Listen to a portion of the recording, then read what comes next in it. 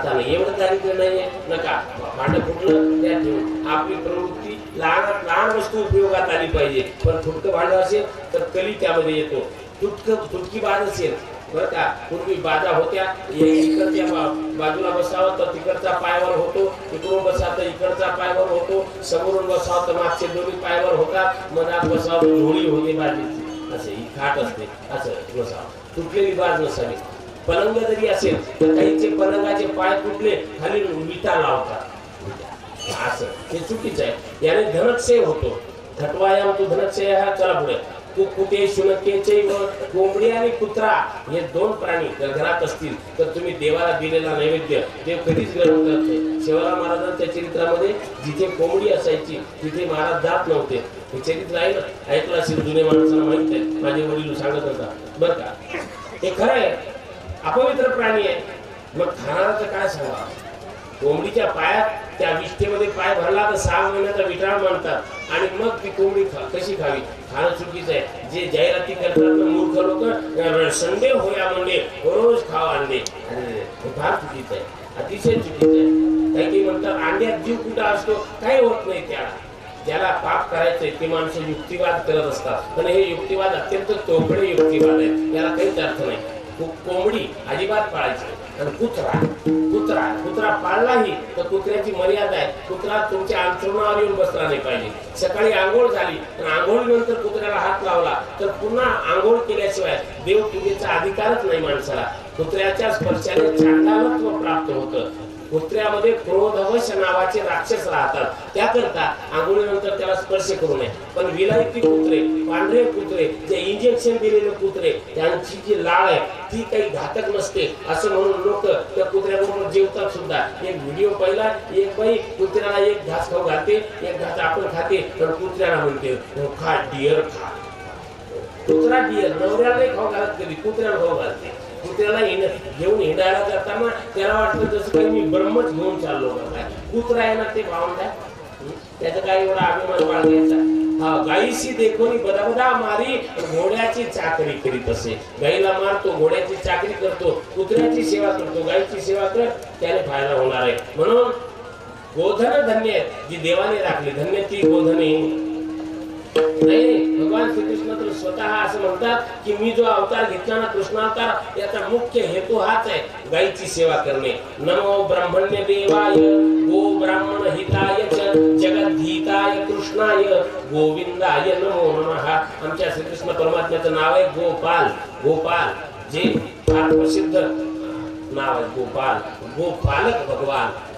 गायीची सेवा करणारा त्यांनी स्वतः म्हटलेलं आहे नाथ भागवतामध्ये की मी कशासाठी अवतार घेतला ते म्हणतायत की याचं मुख्य प्रयोजन आहे रामावतारीचे अति महिमान तैन घडीची गो शुश्रूषण या लागी श्रीकृष्णावतारी जाण गायींचे सेवन म्या केले रामावतारात महिमा मोठा होता राजकुमार होतो राजकुमाराने गायी चालल्या असत्या तर लोक म्हणले असते हे शोभत नाही म्हणून मुद्दाम गोवळ्याच्या घरी आलो आणि गायी चालल्या गायी राखल्या हा हे माझं स्वप्नच होतं मला गो सेवा करायची होती म्हणून धन्य ती गोधने कांबळी देवाची कांबळ धन्य देवाच्या हातातली काठी धन्य देवाची मोहरी तुतारी सारखं वाद्य हे धन्य देवाचा पावा धन्य मुरली कारण मुरलीची ताकद काय ते सगळं जग माहित आहे मुरली भुलविले वेणू नादे वेणू वाजविला गोविंदे बंसी मुरली अशी अद्भुत आहे की त्रैलोक्याला मोहित करते भगवान श्रीकृष्णाची मुरली म्हणून त्या भगवान श्रीकृष्णाच्या या मुरलीला धन्यता दिली आहे ब्रीदवाक्य देवाने धारण केलेले ब्रीदवाक्य अलंकार हेही धन्य आहे एवढंच नाही आणखी कोण धन्य आहे तर महाराज म्हणतात धन्य ते गोकुळ धन्य ते गोपाल नरनारी सकळ धन्य झाल्या नरनारी सकळ धन्य झाल्या नरनारी सकळ धन्य झाल्या धन्य ते गोकुळ धन्य ते गोपाल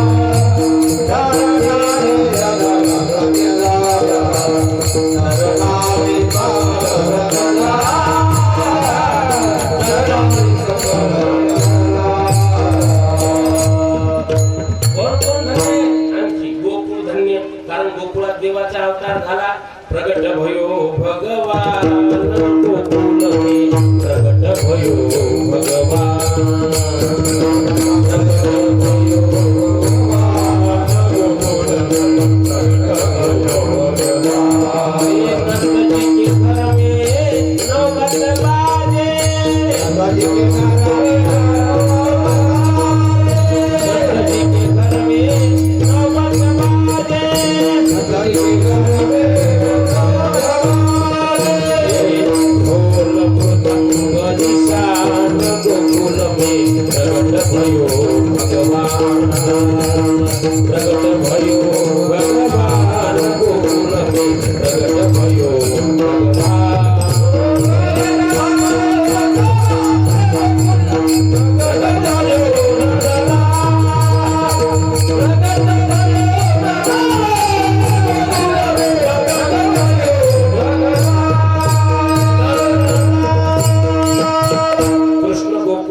सुटला, दुष्टाचल का सुटला, किंवा असे अनेक वचन आहेत. भगवान परमात्मा तसं तर मथुरेत प्रकट झालेला आहे, पण गोकुळाचं भाग्य वसुदेव भगवान परमात्म्याला गोकुळात आणून सोडतात आणि गोकुळ में प्रगट भयो भगवान कृष्ण जन्म भयो आज पधावा लेके आई. असं आहे वर्णन आहे, एक वेगळा आनंद आहे. भागवत कथा तुम्ही ऐकली म्हणून त्या विषयावर आम्ही फार आता विस्तार करत बसत नाही. कार्याच्या प्रसंगाकडे शॉर्टकट मध्ये जायचंय. गोड प्रसंग आहे, आपण नेहमी ऐकतो म्हणून मी इतर गोष्टींना स्पर्श केला. महाराज एवढा अद्भुत भगवान श्रीकृष्णाचं जीवन लहानपणापासून श्रीकृष्ण पूर्ण अवतार मानले जातात. आता ऐका, या ज्या कृष्ण अवताराच्या लीला आहेत ना, या ऐकायच्या असतात, असं वागायचं नसतं. शास्त्र सांगतं कृष्ण चरित्र उच्चारणीय आहे, श्रवणीय आहे, पण आचरणीय नाही. आचरणीय आहे रामचरित्र. कृष्ण चरित्रासारखं वागलो तर आपलं पतन व्हायला फार वेळ लागणार नाही. कृष्णासारखं वागू नये. एकाने विचारलं एका साधूला की बाबाजी कन्हैया दूसरों की बहन बेटियों के साथ नाचते थे, हम भी नाचे तो आपको क्या तकलीफ है? त्या साधूने उत्तर दिया कोई तकलीफ नहीं, तुम नाचना चाहते हो दूसरों की बहन बेटियों के साथ, ग्वालों के साथ, तो तुम नाचना चाहो तो नाच सकते हो, लेकिन एक बात याद रखना कि कन्हैया दूसरों की बहन बेटियों के साथ नाचे थे, उसके पहले कालिया नाग के सर पे भी नाचे थे. अब इस जमाने में कालिया तो नहीं रहा, लेकिन खेत में काम करते समय कहीं पर काला नाग निकल पड़े तो उसकी पूंछ पकड़कर 2-4 ठोके लगा देना और बच गए तो फिर नाच लेना ग्वालों के साथ. नाचायचं असेल तर नाचून घ्या, पण हे पहा कृष्ण चरित्रासारखं वागण्याला जमत नाही. ती दिव्य आहे, हो तो अद्भुत चरित्र आहे. परमात्मा चरित्र ते उच्चारावे केले देवे, हे आपल्याला माहितच आहे. याचा नुसता उच्चार करायचा, असं वागायचं नाही, कारण हा अद्भुत आहे. श्रीकृष्ण चरित्र पूर्ण चरित्र आहे, परिपूर्णतम साक्षात श्रीकृष्ण नान्य एवही. परिपूर्णतम अवतार म्हणजे श्रीकृष्ण अवतार, आणि या परिपूर्णतम भगवान श्रीकृष्णाच्या लीला गायल्याने जीवनाला पूर्णत्व येतं, सत्याला पूर्णत्व येतं, हे आपल्याला माहितच आहे. म्हणून कृष्ण चरित्राचा उच्चार करावा. विठाला विठाला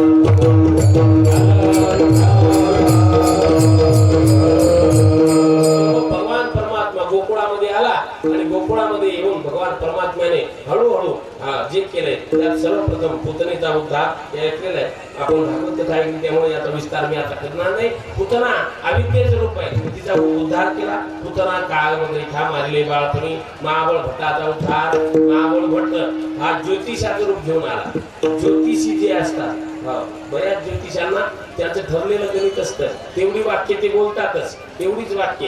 कुठल्याही घरी जा, मी 2-4 घरापर्यंत एका ज्योतिषामागे हिंडलो होतो, ते यायचे तेवढंच त्यांचं. माई जय गुरु गोरखनाथ, जय गुरु गोरखनाथ. आणि बाई दिसली, लक्ष्मी आहे, साक्षात लक्ष्मी आहे.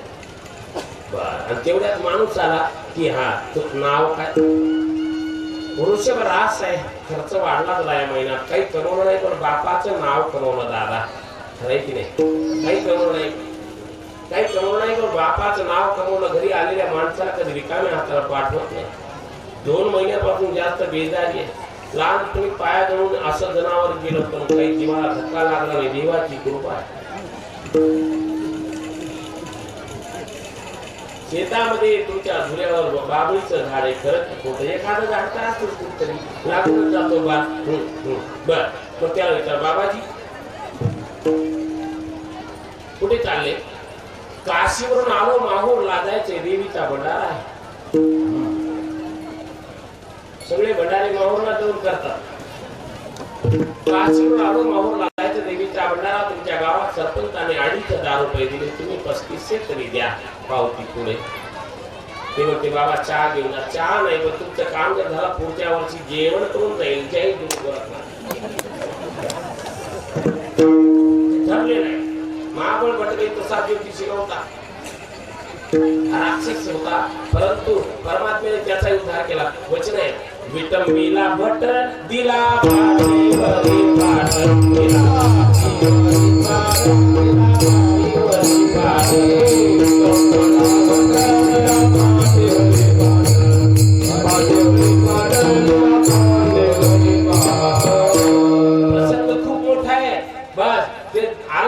देवाविषयी यशोदा मातेला चुकीचं भविष्य सांगू लागला. हा मुलगा बेविचारी होईल, असा होईल, नाव बोलविल, भांडण लावेल वगैरे वगैरे. ते देवाला वाटलं लहान आहे, आता मी काय याला रिप्लाय करू शकत नाही, पण देवाने आज्ञा केली. तिथल्या ज्या पाटावर तो बसलेला आहे महाबळवट, तो पाट निसटला. पाटाला देवाने आज्ञा केली, आदळ याला मार चांगला. पाट येऊन डोक्यावर आदळला. बोललं त्याला एवढं नाही, मग लाटणं पोळपाट सगळं येऊन त्याला मारू लागले. सुया दाबणं येऊन त्याला टोचू लागले. देवाविषयी चुकीचं बोलला म्हणून सुया दाबणं. फक्त त्याला जिवंत सोडलं का? असे जानवे तुटले, पंचांग फाटले, धोतर गळाले डोंगणाचे. धोतर गळाल्यानंतर पळाला, पण मारलं नाही. एकच कारण, 12 ठिकाणी गंध लावला होता. गंध लावलेला आहे म्हणून वाचला गोपीचंद्र. समजलं? गंधाचा महिमा. म्हणून विनंती करतो, मार्ग सरकारी झाड झालं पाहिजे माणसाने. रस्त्याच्या कडेला सरकारी झाड असतात. एक लाल पट्टा मध्ये एक पांढरा पट्टावरून एक लाल पट्टा. सरकारी झाड कोणी त्याला हात लावू शकत नाही. समजलं? जर कापलं तर केस होते. तसं गळ्यात माळ, कपाळाला गंध, सरकारी झाड. यम हात नाही लावत. मग समजलं तुम्हाला? उद्या असं म्हणू नका, एखाद्याला म्हणा माळ आंगेर साल म्हणून माळ घालायचंच. माळ आंगेर कसे साल, ही साल काही भांडवत होतो ना, आपण हे साल घालली आंगेर साल. कोणी मोठे काही कसे देव कुठून दम निघत आंगेर साले तरी बचाव गॅरंटीचं. एक कवी असो कसं की क्या करता है कल कल कल देखेंगे कल मार नहीं, क्या करता है कल कल कल के वादों से निकल. अरे किसने देखी है ये कल, तू हमसे ये चाल मत चल.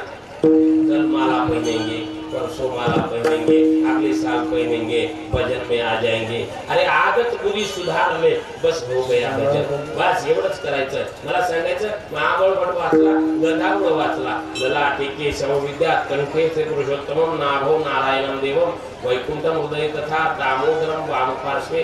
असे हे 12 नावं ती लावून असुधार वाचला. एक केलं देवाने.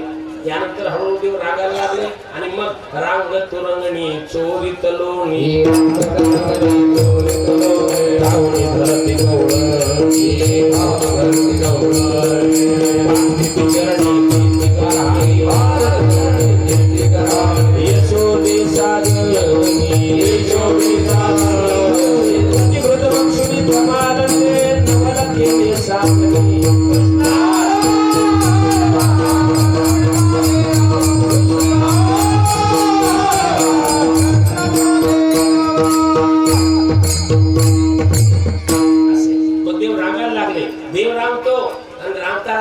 भगवान परमात्मा चालायला लागले. मग चालता चालता आता खेळू लागले.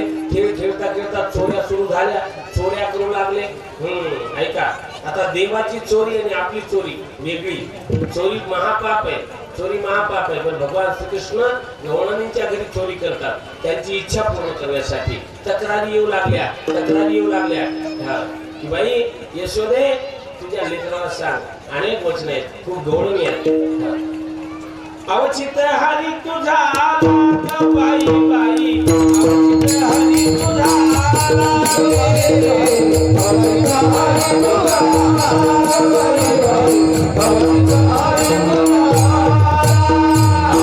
असता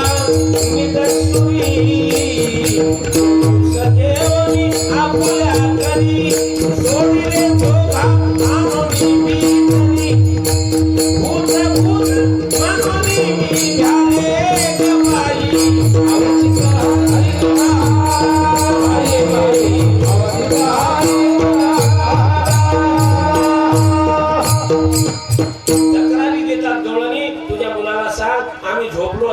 मध्ये मुंगू सारून सोडतो, दाढीची आणि वेणीची गाठ मारतो. अशा अनेक तक्रारी. यशोदा माता म्हणते नाही, तसं नाही, तुमचं मी ऐकतच नाही, मान्यच होत नाही. आपल्या लेकरा कोणी आळ घेतला, आई म्हणते नाही नाही, मार थोडा बसो चेनी. ए बाई तू काही याडी होतो.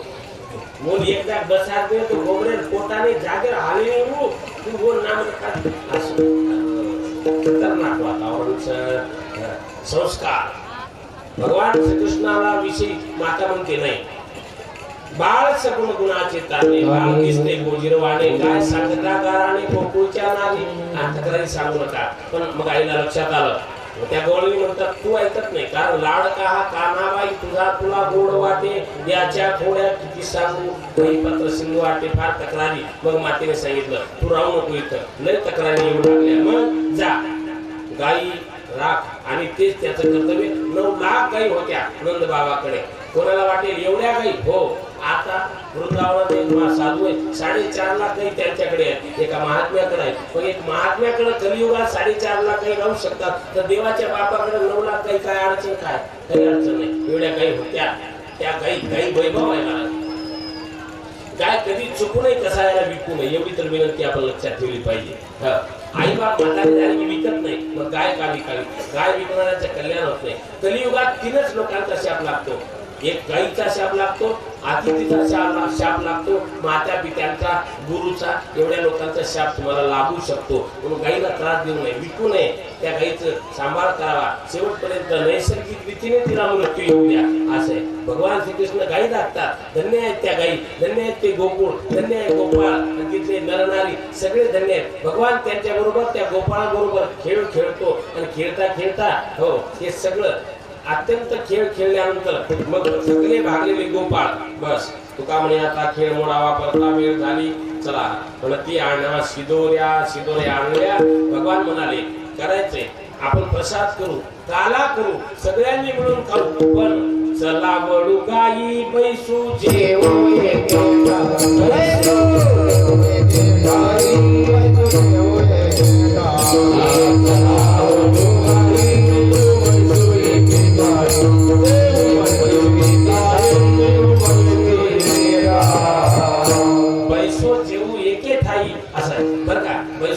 एका ठिकाणी बसू आणि एकाच ठिकाणी जेवू. ही पद्धत नाही भारतीय पद्धत जेवणाची. एका ठिकाणी बसावं, एका ठिकाणी जेवावं. आता जास्त सुशिक्षित माणसं झाले की मग ते उभं राहून जेवतात, बुट घालून जेवतात. हे काही जेवण्याची पद्धत नाही. आपल्याला अजून खाणं कळू नये, हे दुःखाचंच आहे. किती गाई असले तर जेवण बसूनच केलं पाहिजे, पण बुटात तसे चालूच आहे. माणसं म्हणतात की लोक किती पुढे गेले बघा, बुट घालून जेवण करतात. पण बुट घालून जेवण करणं ही सुधारणा नाही. ज्या दिवशी बुटात एका बुटात वरण तर दुसऱ्या बुटात वांग्याची भाजी घेतील, त्या दिवशी समजायचं की आता सुधारणा झाली म्हणून. हे काय ही सुधारणा असते अशी. भगवान कृष्ण म्हणतात बैसू जेवू एके ठाई चला. बर सगळे एका ठिकाणी बसतात. सगळ्यांच्या शिदोऱ्या देव एक करतो आणि शिदोऱ्या एक केल्यानंतर मध्यभागी भगवान उभा आहे. किती सुंदर दृश्य आहे. त्याचं वर्णन करताना भगवान शुकदेव फार गोड वर्णन करतात. त्याचा एक अनुवादित श्लोक आहे, तोही गोड आहे. वंशी नाद नटी तिला कटी तटी होऊन पोटी फटी कक्षे वाम पुटी श्वशृंग निकटी वेताती ही गोमटी जेवी निरतटी तरु तरवटी श्री श्याम देही उटी दाटी व्योम घटी सुरा सुखलुटी घेती जटी धुर्जटी. याचा अर्थ आहे की भगवान परमात्मा उभा आहे. त्याने आपली मुरली पोटावर खोवलेली आहे. जठर पटयो पोट आणि वस्त्र त्याच्यामध्ये खोवलेली आहे. शृंगवेत्रेचे कक्षे ते शृंग वाद्य आहे. शृंगासारखं ते काठीमध्ये घेतलेलं आहे. वामे पानव डाव्या हातामध्ये काही कवळ घेतलेले आहेत. कवळ काही काल्याचे, काही कवळ घेतलेले आहेत आणि बोटामध्ये काही फळं लटकवलेली आहेत. बरं का, असं सुंदर दृश्य. आणि तो जगन्नाथ विश्व व्यापक असलेला भगवान आपल्या हाताने त्या गोवळ्यांच्या मुलांना पाहता गोवळी हाय त्यांच्या मुष्टावळी आपल्या हाताने प्रसाद देतोय. भानुदास गीती गात प्रसाद देव पंढरीनाथ प्रसाद देतो पंढरीनाथ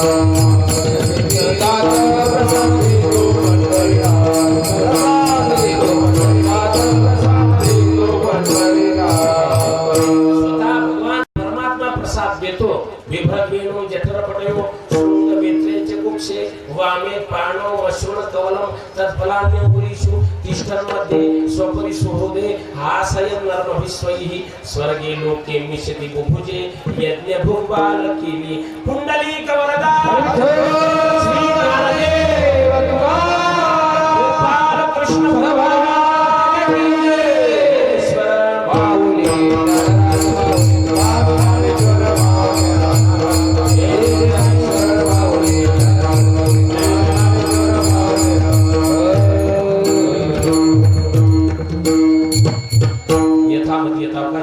चिंतन होईल तसं करण्याचा आपल्या पुढे प्रयत्न केलेला आहे. आपल्या सुंदर वर्षात टेंभुर्णिधरा गावामध्ये आप्पास्वामी रमामाईच्या दरबारामध्ये सेवेची संधी त्यांच्याच इच्छेने मला मिळाली आणि आदरणीय बाबा राम बाबा यांच्या माध्यमातून आमचे तुकारामजी महाराजांच्या माध्यमातून आणि या ठिकाणी आल्याबरोबर सकाळी 5:15 सकाळी सूर्योदयानंतर काय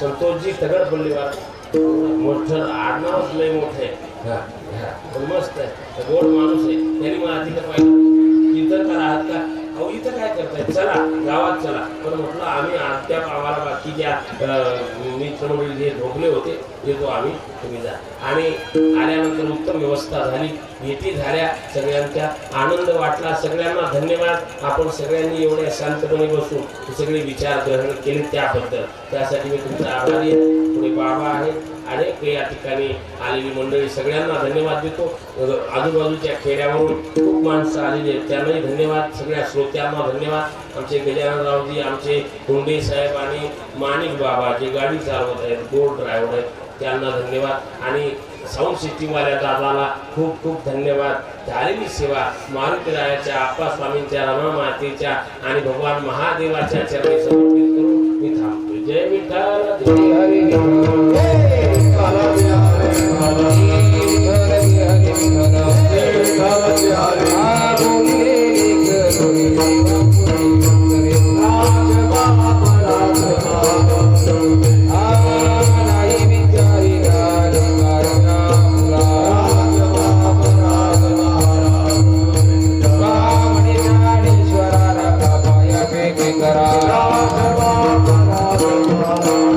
Go,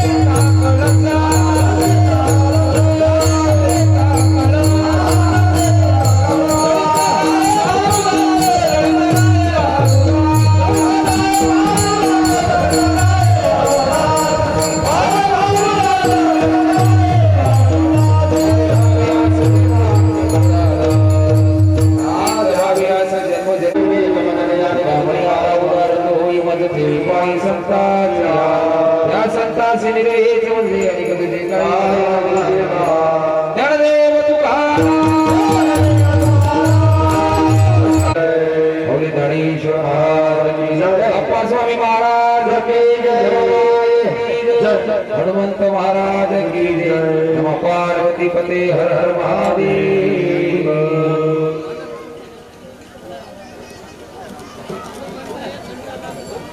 आता विश्वात्मके देहि निवागिनी दोषावे तो कोणी सजावे पसावे देखळाती वेंकटी सांडू प्या संतर्मती वारो भूता परस्परे जगो मैत्री जीवा भूतांचे निर्जाओ